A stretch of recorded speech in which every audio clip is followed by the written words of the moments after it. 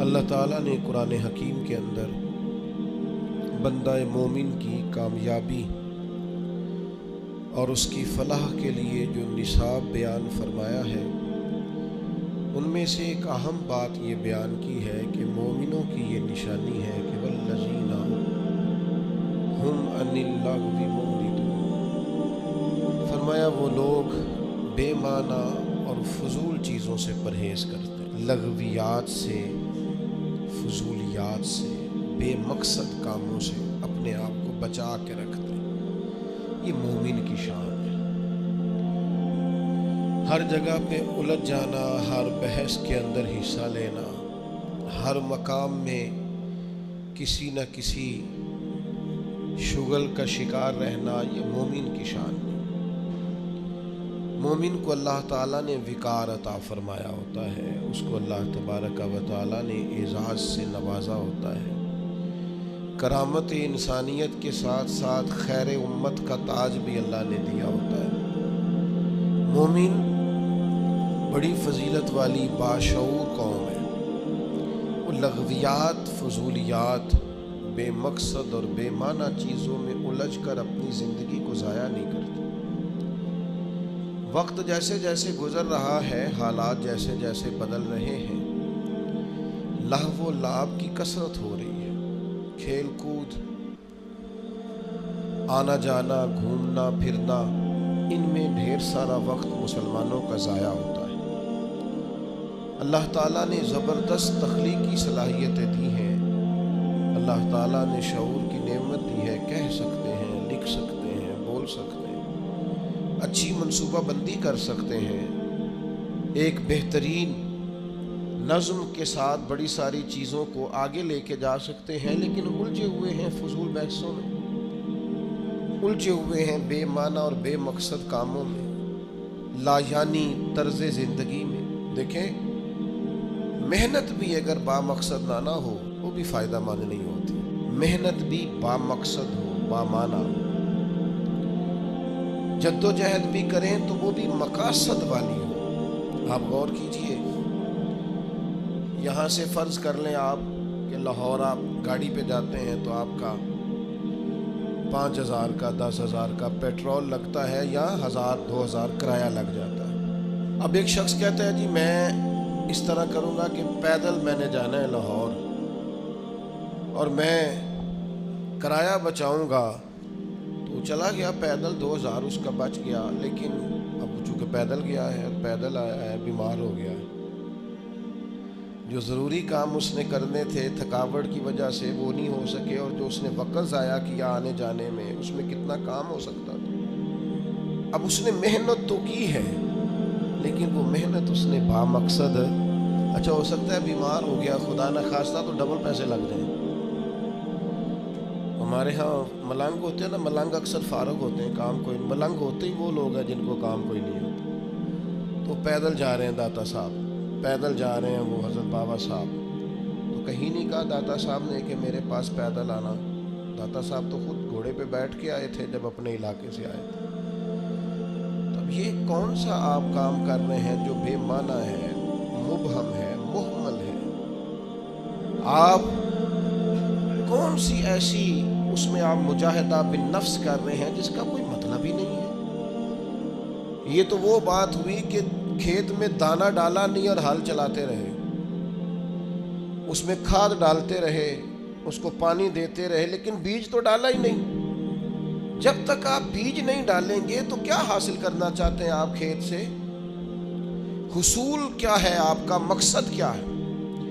اچھی طرح اس بات کو سمجھ لیں کہ محنت بھی با مقصد ہو، بے مقصد بلا وجہ کی، وہ کیا کہتے ہیں پنجابی میں کہ آپ مدھانی پانی میں ڈالیں گے تو مکھن نکل آئے گا، اس کے لیے دودھ چاہیے، فقط دودھ نہ ہو، دودھ بھی کسی شخص نے جما رکھا ہو، دہی بنا ہوا ہو، پھر آپ اس کے اندر محنت کریں گے تو مکھن نصیب ہوگا۔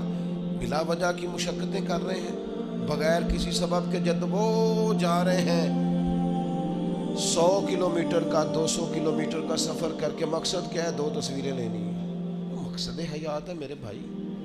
وہ سفر کیا ہے گھوم کے، اور وہ کہاں چلے گئے اور جا کے واپس لوٹ کے آئے، تو نتیجہ کیا ہے؟ ہم جی گھومنے گئے تھے، مبہم اور بے معنی بنی اسرائیل کے جو جرم تھے نا، ان میں ایک جرم قرآن مجید نے ان کا یہ بیان کیا ہے کہ بہت سوال کرتے تھے، بہت بحث کرتے۔ ان کی جن چیزوں کو عبرت بنانے کا اور سبق لینے کا ہمیں کہا گیا ہے، ان میں یہ ہے کہ کثرت اور بے معنی سوال۔ ایک بندہ قتل ہو گیا ہے، حضرت کلیم کی بارگاہ میں وہ آئے ہیں، حضرت کلیم علی نبینا علیہ الصلوۃ والسلام نے ان سے فرمایا ہے ایک گائے ذبح کرو، مرنے والے کو اس کا کچھ حصہ مارو، مرنے والا اٹھ کے بتا دے گا مجھے کس نے قتل کیا۔ اب انہوں نے پوچھا جی گائے کا رنگ کیسا ہونا چاہیے، عمر کتنی ہونی چاہیے، بوڑھی ہو جوان ہو، اتنے سوال، بے معنی سوال، بے مقصد سوال، بحثیں ہی بحثیں اور الجھاؤ ہی الجھاؤ۔ اور زندگی کے اندر یعنی زمانہ بیت گیا یہ پوچھتے ہوئے کہ جناب عیسیٰ علیہ السلام کی نانی کا نام کیا ہے، حضرت موسیٰ کی والدہ کا نام کیا ہے، یہاں تک کہ ایک صاحب یہ پوچھنے آ گئے کہ بتایا جا سکتا ہے کہ معراج کی رات جو براق گیا تھا اس کا رنگ کیا ہے۔ خدا کے بندو، یہ سوالات آپ کی ضروریات کے سوال ہیں، عجیب نوعیت کے سوال ہیں۔ اور پھر یہ بحثیں جو لوگ چھیڑتے ہیں ان کو لوگ بڑا عظیم آدمی سمجھتے ہیں کہ دیکھو یہ بڑی خاص بات نکال کے لایا ہے۔ اور میں نے یہ داستان سرائی کے منظر حرم شریف میں دیکھے، ایسی بات کو روایت کر دیا جاتا ہے چند پیسے کمانے کے لیے کہ میں زیارتیں کراتا ہوں، وہ ایسی ایسی زیارت بیان کر دیتے ہیں جس کا تصور ہی نہیں ہے سرے سے۔ مجھے ایک صاحب زیارت کرانے کے لیے لے گئے تو کہنے لگے وہ جو نبی کریم علیہ السلام نے ایک مقام پہ فرمایا تھا نا کہ یہ بکری کا بچہ جو مرا ہوا ہے تم بتا سکتے ہو کہ اس کے مالکوں کی نظر میں اس کی کیا قیمت ہے؟ تو صحابہ نے کہا کوئی قیمت ہوتی تو یہاں پھینک دیتے، کوئی قیمت نہیں۔ کہنے لگے وہ جو حدیث اور وہ جو واقعہ ہوا تھا جہاں سرکار نے یہ بیان کیا تھا وہ یہ جگہ تھی، اس کی زیارت کر لیں۔ تو میں نے ان سے پوچھا آپ کو کیسے پتا یہ جگہ؟ میری بات کی سمجھ آ رہی ہے؟ کیسے پتا ہے آپ کو؟ کتاب میں بخاری میں حدیث موجود ہے لیکن وہاں تو کوئی تعین نہیں ہے کہ وہ خاص، یہ بعض اوقات یہ ہوتا ہے کہ سرکار فلاں محلے سے گزر رہے تھے لیکن بعین ہی آپ نے تعین کر دیا اور تبدیلی یہ وقت کے ساتھ جگہ بدل گئیں، حالات بدل گئے، کہیں خالی زمین پر مکانات پر آپ نے تعین کیوں کر کے کیا؟ کس وجہ سے کیا؟ ایک نئی بات جڑنے کے لیے؟ اسلام دنیا میں صرف بحث کرنے کے لیے آیا ہے؟ آپ روز ایک نئی بحث کریں گے، روز ایک نئی کہانی بنائیں گے، روز ایک آپ عنوان بنائیں گے جس پر مجادلہ ہو، مکالمہ ہو، مناظرہ ہو۔ دین کے اخلاقی پہلو اور جو عمل کے لیے دین دنیا میں آیا تھا اس پر عمل کب کرنا؟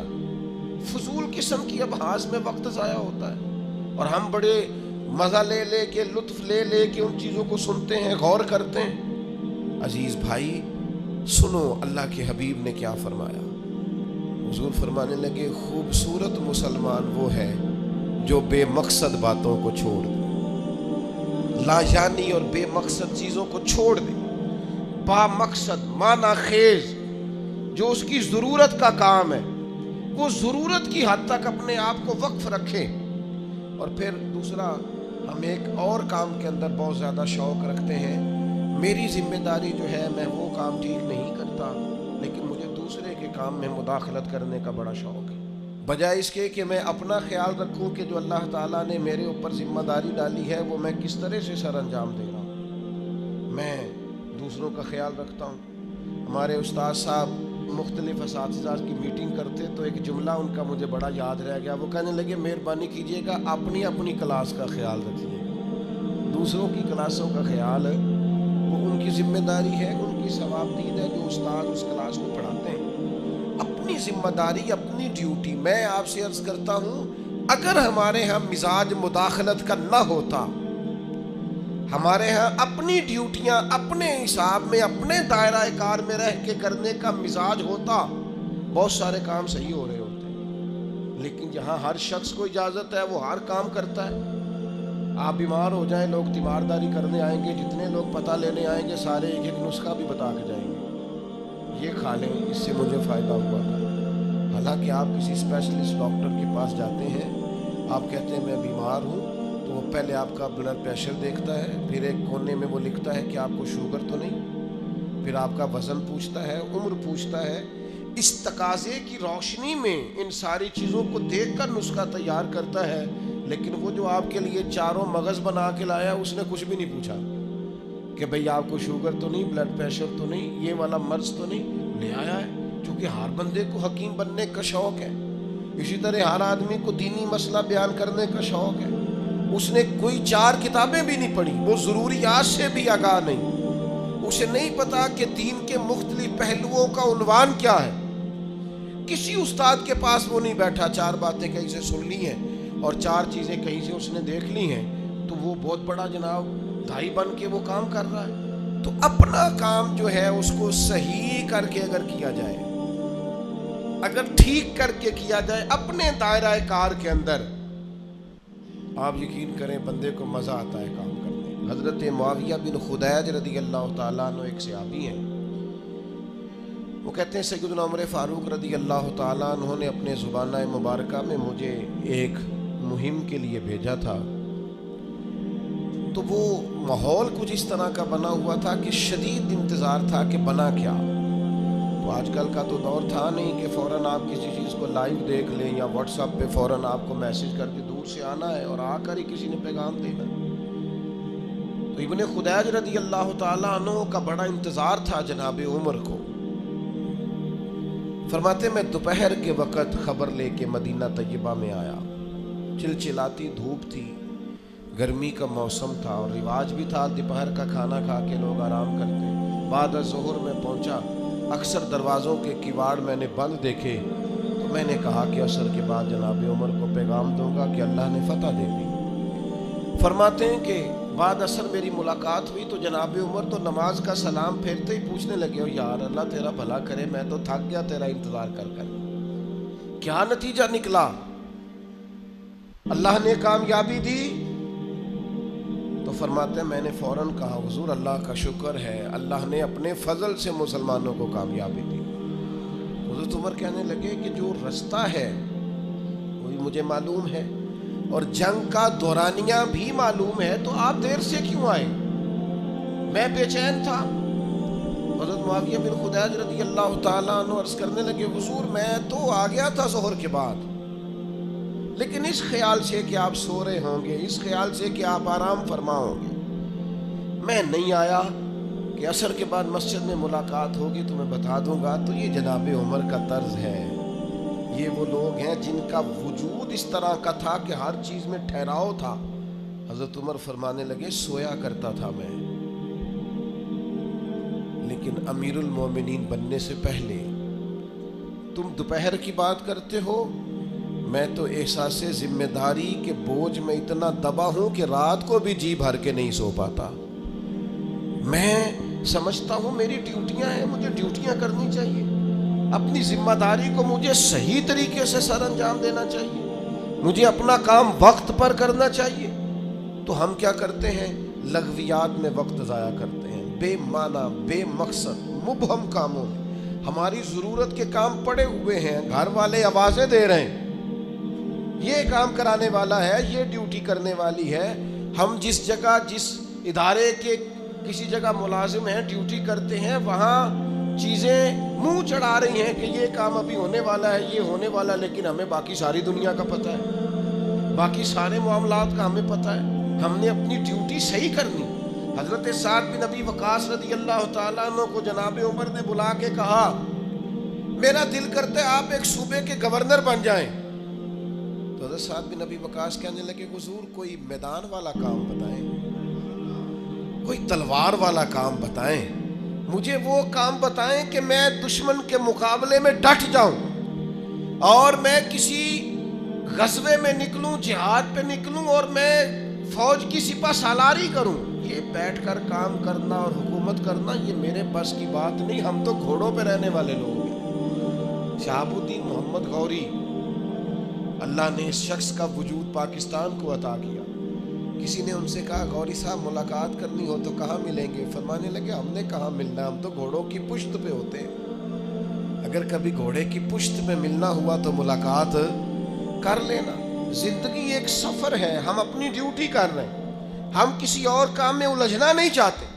ہمارا ایک مشن ہے، ہمارا آنے کا ایک مقصد ہے. ہمیں کوئی شخص الجھانے کی کوشش نہ کرے. ہم اپنا سفر کر رہے ہیں، اپنی ڈیوٹی کر رہے ہیں، ہم اپنی ذمہ داریاں ادا کر رہے ہیں.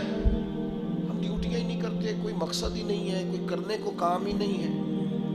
بس وہ یہ کہ کوئی لاؤبالی سا کام مل جائے، کوئی اچانک چکر چل جائے مشہور ہونے کا، کوئی اچانک سلسلہ چل جائے کوئی کسی طریقے سے آگے نکلنے کا، کوئی سبب لگ جائے کہیں دو جگہ پہ نام ہمارا بھی آ جائے. بے معنی کام ہے بھائی، بے مقصد ہے. پہلے بھی کہہ چکا ہوں، پھر کہتا ہوں، آپ کسی بڑے آدمی کے ساتھ، سیاستدان کے ساتھ، لیڈر کے ساتھ آپ نے فوٹو کھچا بھی لی، تو جب اس کو آپ کا نام ہی نہیں آتا، جب وہ آپ کو جانتا ہی نہیں، مقصد کیا رہا؟ فائدہ؟ اس ماڑے بندے کے ساتھ فوٹو نہ کھنچوائیں جس سے جب بھی بات کریں وہ اسی وقت ہمارے لیے موجود ہو. اس کے ساتھ نہ وقت گزاریں جس کے ساتھ ہم سمجھیں کہ ٹائم گزر سکتا ہے. کیوں اس طرح کا لاؤبالی پن دکھاتے ہیں جس سے محسوس ہو کہ ہم شاید کسی احساس کے تلے دبے ہوئے ہیں؟ با مقصد کام، جدوجہد، خدمت، ڈیوٹی. امام محمد مالک رحمۃ اللہ علیہ شدید علیل ہو گئے تھے، سخت علیل تھے. خبر پھیل گئی کہ اب ان کی صحت جو ہے وہ زیادہ نڈھال ہو گئی ہے، اب کمزوری بڑی بڑھ گئی ہے، مشکل ہو جائے. تو چونکہ وہ فقیہ تھے، فقیہ جو ہوتے ہیں وہ مسائل میں کتاب و سنت کو سامنے رکھ کے اس پہ تفکر کرتے رہتے ہیں. تفکر، ہر وقت غور کرتے ہیں. آج کل کے لوگ نہیں ہماری طرح کے جو ویوز چیک کرتے رہتے ہیں کہ بھلا کتنے ہو گئے، جو اس چکر میں پڑے رہتے ہیں کہ لائکس کتنے ہو گئے اور کومنٹس کتنے آ گئے. مطلب یہ لوگ نہیں تھے. فقاہت، دین کو سمجھنا، تدبر کرنا کہ نیا مسئلہ درپیش ہوا ہے، لوگوں نے مسئلہ پوچھا ہے تو اس کو کیسے حل کرنا ہے، اس پر غور کرنا قرآن و حدیث کو سامنے رکھ کر.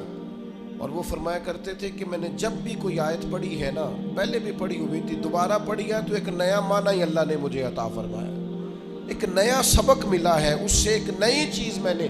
تو امام مالک کا لوگوں تک یہ بات پہنچی کہ وہ بیمار ہے اور شدید بیمار ہے، علیل ہیں اور بڑے ہی علیل ہیں.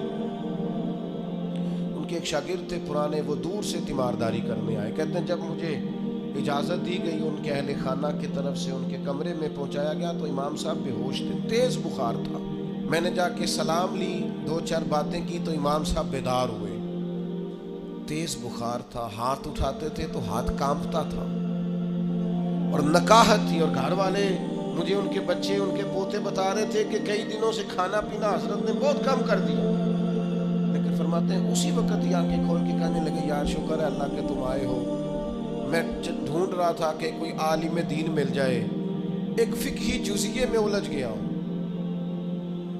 یہ پوچھنا تھا کہ فلاں حد جب بندہ کرتا ہے اس کے بعد صحیح جو ہے وہ سواری پہ کرنی چاہیے یا پیدل کرنی چاہیے.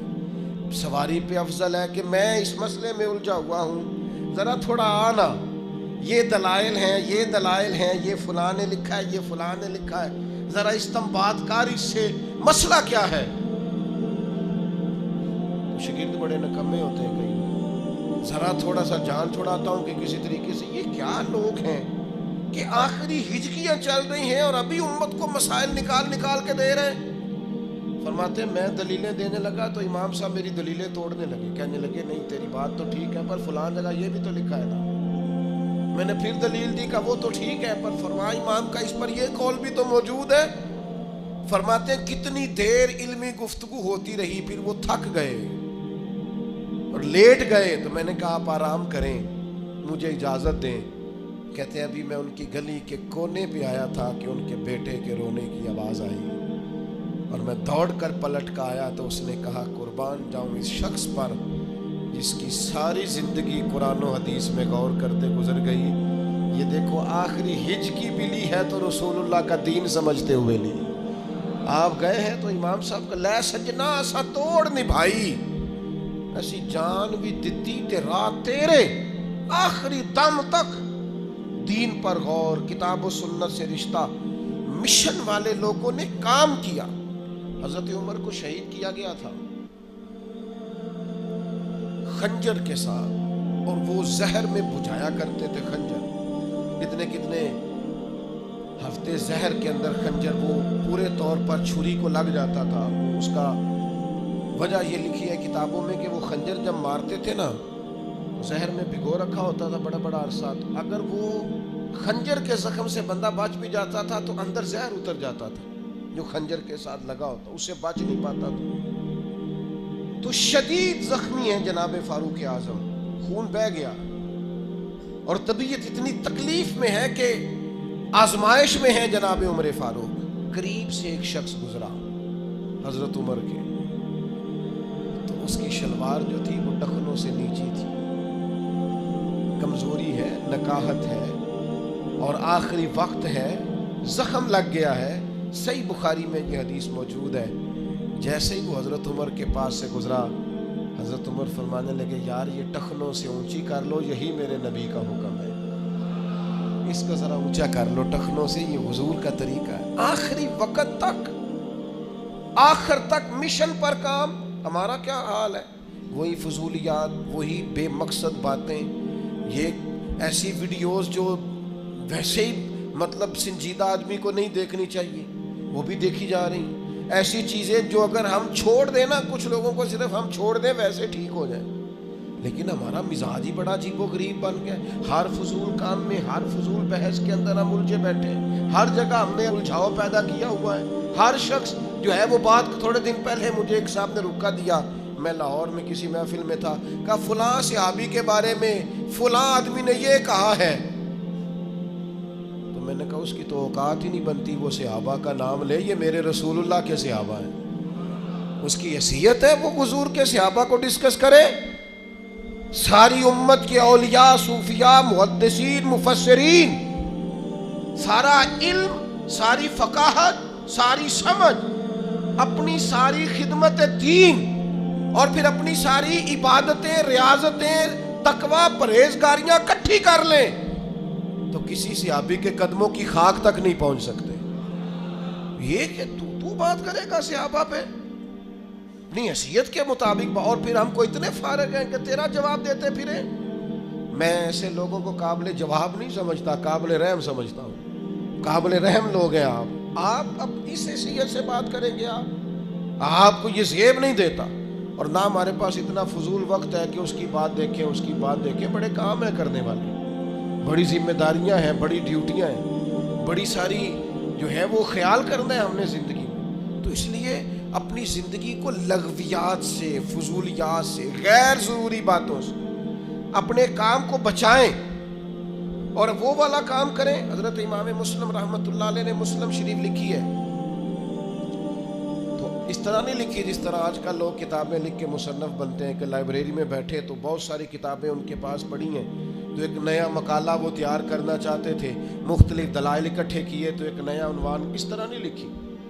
یہ جب احادیث کی کتابیں وہ لکھتے تھے تو دور دراز کا سفر کرتے تھے, راویان سے ملاقات کرتے تھے اور پھر اس سے پوچھتے تھے تو نے کس سے سنی ہے, پھر اس شخص سے جا کے تصدیق کرتے اور وہاں جا کے معلوم کرتے. اگر گزر گیا ہوتا کہ یہ شخص وہاں, وہ محنت کرنے والے لوگ تھے.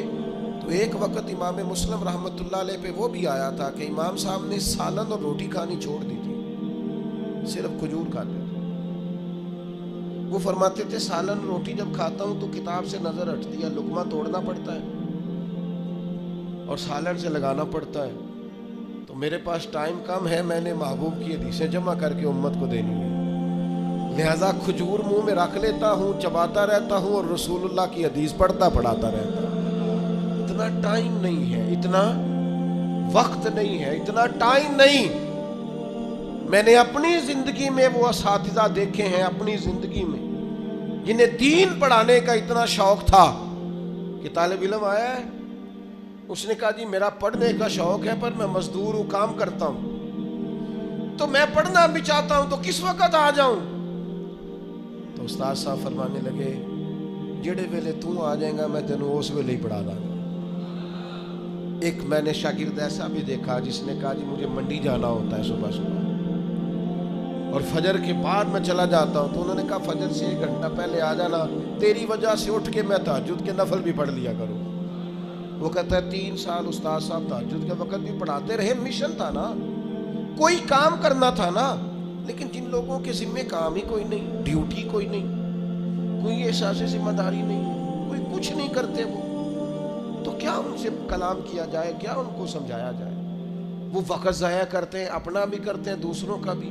میں کم از کم بہت بڑا آدمی نہیں ہوں، لیکن مجھے کوئی دوست آ کے کہتا ہے نا اگر کہ میں بور ہوتا ہوں، تو میں اسے کہتا ہوں یار بور ہونے کے لیے بھی تو ٹائم چاہیے، ہمیں تو وہ بھی نہیں ملتا۔ بور کیسے ہو؟ کوئی مطلب بندہ فارغ بیٹھتا ہے تو بور ہوتا ہے نا، تو اب وہ مطلب بیٹھیں گے تو بور ہوں گے، آپ پتہ نہیں کیوں بور ہوتے ہیں، کوئی کام کریں، خود بخود معاملہ ٹھیک۔ حضرت حکیم الامت مفتی احمد یار خان صاحب رحمۃ اللہ علیہ کے حالات میں لکھا ہے کہ حضرت ٹائم کے پابند تھے، اتنا کام کر کے اتنا لکھ گئے وہ، تو وہ مفتی صاحب سے کوئی شخص ملنے آتا تھا، فرماتے کیسے آئے ہو؟ کہتا حضور زیارت کرنے آیا تھا، تو فرمانے لگے وہ تو ہو گئی، اب جاؤ مجھے بھی کوئی کام کرنے دو، تم بھی کوئی کام کرو، زیارت کرنی تھی نا، زیارت کا مطلب کیا ہے؟ تو دیکھ لیا ٹھیک ہو گیا، کام ختم ہو گیا، اب جاؤ تم بھی کوئی کام کرو، مجھے بھی کوئی۔ اور کچھ شخص مسئلہ پوچھنے آتا، تو ہمارے یہاں لوگ مسئلہ پوچھتے ہیں تو مسئلہ پوچھتے نہیں، مفتی صاحب کو مسئلہ سمجھانے لگ جاتے ہیں۔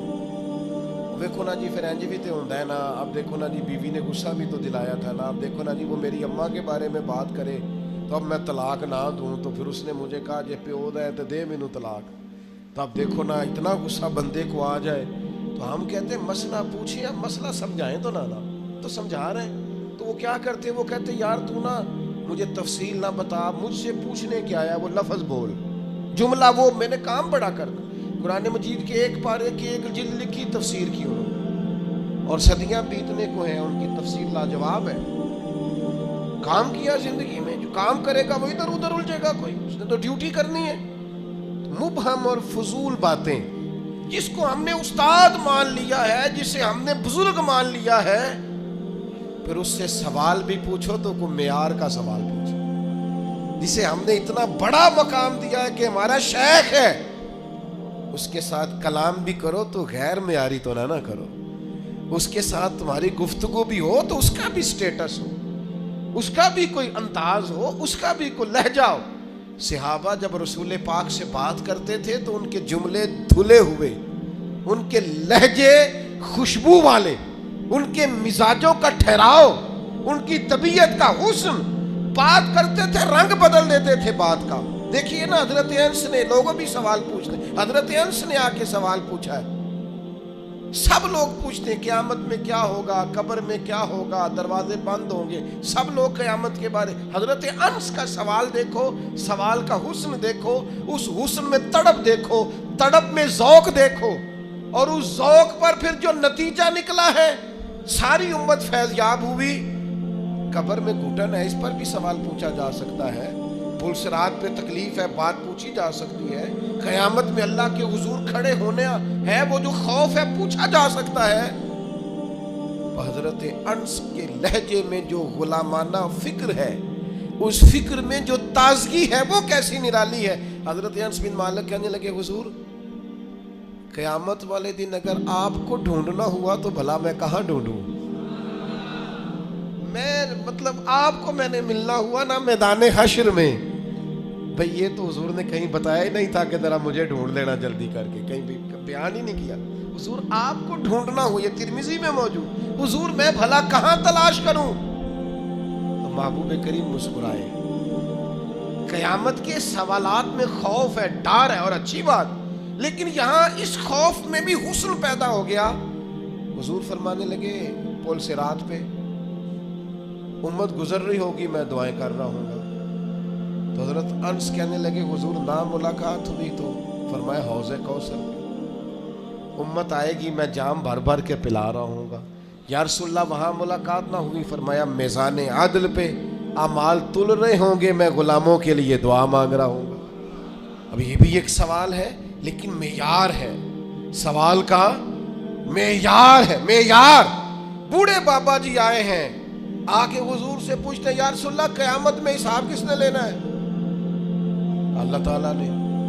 تو حضور پھر مجھے امید ہے معافی ہونی ہے۔ تو حضور فرمانے لگے وہ کیسے؟ عرض کی یا رسول اللہ کریم جب غالب آتا ہے نا معافی کر دیتا ہے۔ اللہ کے محبوب نے یہ بھی سوال سنا کہ معیار ہے نا، پوچھا کس سے؟ محبوب مطلق سے۔ سوال کا سٹیٹس دیکھو، حضور کالی بات ہے تو معاف کرتا ہے، وہ بات کہہ کے چلے گئے تو کریم نے تبصرہ کیا، فرمانے لگے بندہ تو سادہ تھا، بات دیکھو کتنی گہری کر گیا، کیسی بات کر گیا ہے، کیا بات کو کہاں لے گیا۔